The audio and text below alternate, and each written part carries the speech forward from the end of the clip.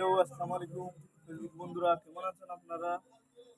এখন আমি আপনাদেরকে ফুল বডির কোন অঙ্গকে ইংলিশে কি বলে সেটা বলবো।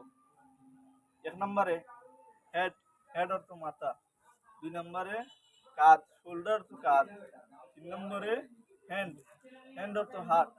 চার নম্বরে বুক, বুকের ইংলিশ হচ্ছে চেস্ট। পাঁচ নম্বরে বক্ষ, বক্ষের ইংলিশ হচ্ছে বুকস। 6 নম্বরে ফ্যাট, ফ্যাটের ইংলিশ হচ্ছে স্টোমাচ।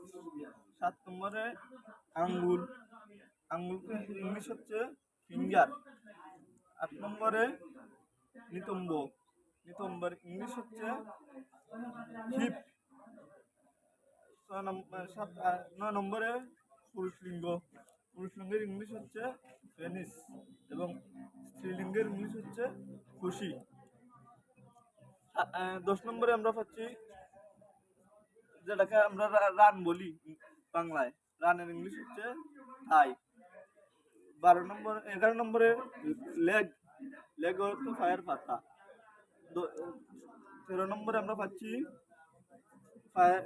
ফায়ার পাতা, ফুট অর্থ ফায়ার পাতা। নেলস, নেলসের বাংলা হলো নখ, নখের ইংলিশ অনেকেই জানেন না।